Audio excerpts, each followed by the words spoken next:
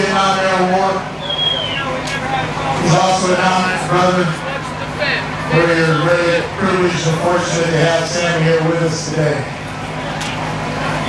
I'd like to read the citation that the Congress presented to Sammy. The President of the United States, in the name of the Congress, takes pleasure in presenting a Medal of Honor to Davis Sammy L., Sergeant U.S. Army, Battery C, 2nd Battalion, 4th Artillery, 9th Infantry Division. Place and date was West Carolina, Republic of Vietnam, 18 November 1967. Sammy entered service in Indianapolis, Indiana. Sammy was born 1 November 1946 in Dayton, Ohio. When we left Vietnam, they issued us a brand new khaki uniform.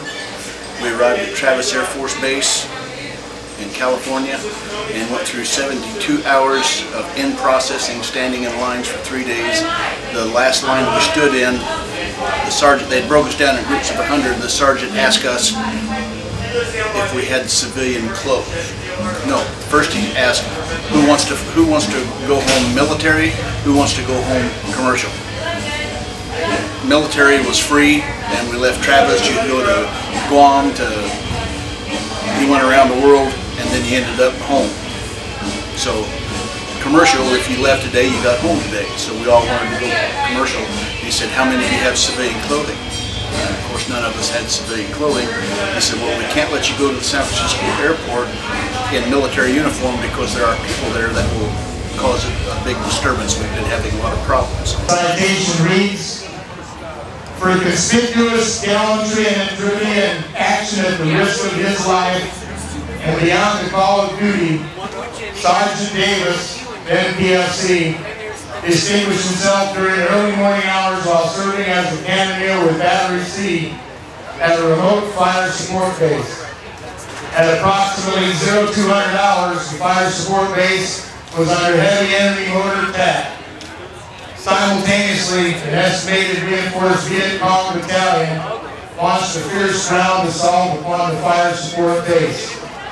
And so we had to get on the bus. They took us to the commissary. We all bought civilian clothes, which because of the big influx of people coming back, this is March the 7th, 68, the only civilian clothes that they had was a white V-neck pocket t-shirt and 501 Levi's and red ball high-top tennis shoes. I remember the tennis shoes cost $1.25. And we did this in a very short, all 100 of us went in and bought clothes and put them on in about 20 minutes. And we fell back out, and the sergeant said, okay, we'll load up. Well, the sergeant rode on my bus, and he told us some of the stories that had been happening in the San Francisco airport, and he said, just don't fall into that trap because they will do unimaginable things to you to get you to respond, and then when you're laying on top of them, educating the hippie, the news media is there saying, look at here, the crazed Vietnam veterans beating up a poor defenseless hippie once again. The attacking enemy drove to within 20 meters of the friendly positions. Only a river separated the Viet Cong from the fire support base. Detecting a nearby enemy position, Sergeant Davis seized a machine gun and provided covering fire for his gun crew as they attempted to bring direct artillery fire on the enemy. We went and got our tickets at the airport, walking out through the lobby down towards where the concourse where our airplane was leaving from, and there was a group of about 20 hippies, and they were dressed in the traditional, silk robes and the long greasy hair and peace signs, and the lead hippie comes traipsing up to me and said, hey dude, if you want to get to your aircraft, you have to run our gauntlet. Well, we knew what a gauntlet was. We kind of backed off and 3 of us talked.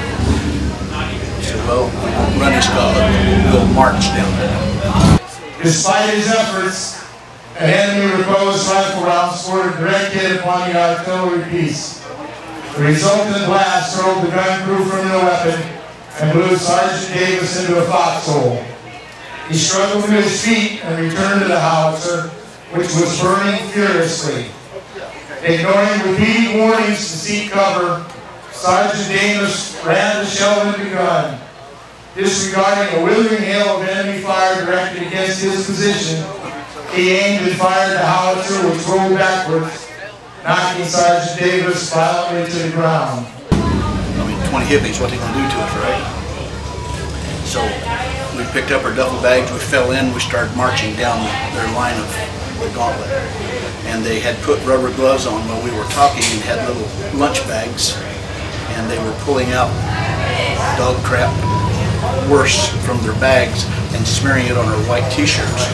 And after about 3 or 4 people that I passed, when they seen that wasn't doing any good, then they started trying to put it in our ears, rubbing it in our mouth, put it in our hair.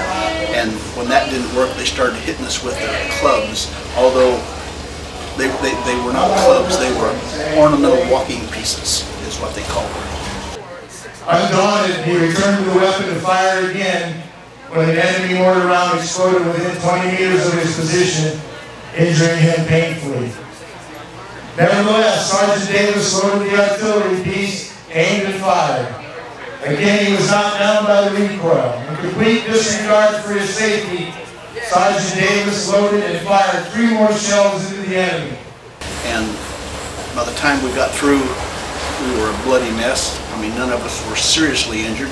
Band-aids and stitches helped us, covered us right up. And when we turned around after we were done with the gauntlet and looked at each other, white shirts, we just had blood all over the shirts.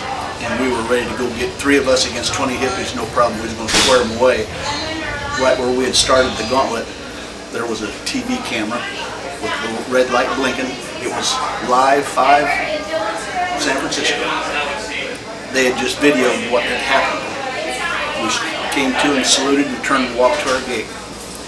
That video was never shown of what they did to us. Disregarding his extensive injuries and his inability to swim, Sergeant Davis picked up an air mattress and struck out across the deep river to rescue 3 wounded comrades from the other side. Upon reaching the 3 wounded men, he stood upright and fired into the dense vegetation to prevent the Viet Cong from advancing. We got to the podium, the Eastern Airlines. The Starliners were the stewardesses, and they were there. They had heard of what had just happened. And they said, "Are you going on this plane?" And I said, "Yes." Well, it was at least an hour before our plane left, and that's when you had to walk outside and you got on the airplane. They took us out, which nobody was boarding yet, and they set us down in first class, and they cleaned us, took our shirts off, and wiped us and cleaned us, put band-aids on us, and gave us long-sleeve white shirts, which were probably the pilot's shirts. And there we sat in first class with our clean shirts all cleaned up, and they give us a glass of champagne. First champagne I'd ever had. While the most seriously wounded soldier was helped across the river, Sergeant Davis protected the 2 remaining casualties until he could pull them across the river to the fire support base. Though suffering from painful wounds, he refused medical attention, joining another howitzer crew which fired at the large Viet Cong force until it broke contact and fled. Well, I think the other 2 guys too. And that was our reception back to the United States. Now, when we landed in Indianapolis, of course, we'd called Mom, our parents, and they were waiting there with signs that said, "Son, we're proud of you, we love you." And that's what I would like to remember, was that reception, not the one that we'd gotten in San Francisco because of the hippies. But we made a promise to each other because of that incident that we'll never allow another veteran to be treated the way we were treated. Sergeant Davis' extraordinary heroism at the risk of his life are in keeping with the highest traditions of the military service and reflect great credit upon himself and the U.S. Army.